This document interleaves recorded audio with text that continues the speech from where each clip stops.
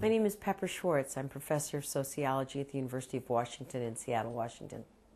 My presentation was on sexuality in committed couples. By that I mean long-term couples, married, cohabiting, gay men, lesbians, in relationships that are expected to go on indefinitely. Of course, sometimes they don't, but to distinguish them from casual relationships.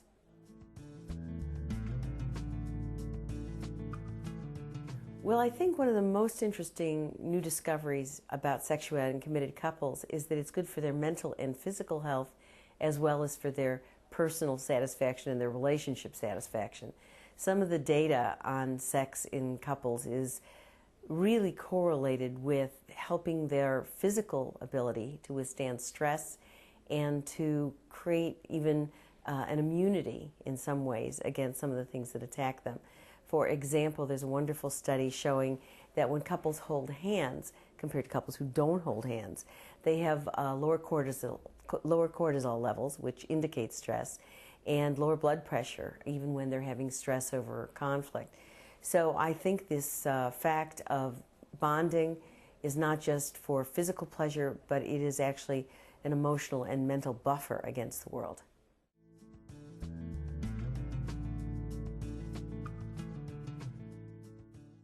Well, I think relationship durability is based on a lot of happiness between the two couples. I mean, after all, relationships are a choice these days, not an assignment.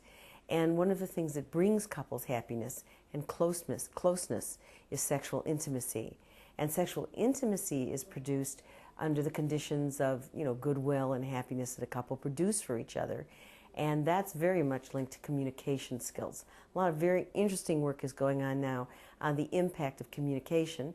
And by communication, I mean disclosure and ability to be articulate about one's wants and needs.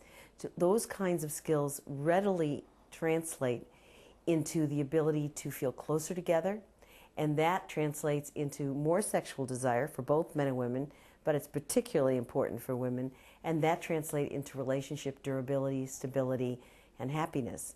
So sexuality is very much central to couples' happiness, but also to their chances of maintaining that relationship, and that's bolstered by communication skills, which involve both sexual and non-sexual disclosure. I think that good communication about both sexual and non-sexual issues will translate itself into happiness and to closeness, and that will translate itself into more sexual desire and more sexual frequency, and that will be linked to relationship stability and satisfaction.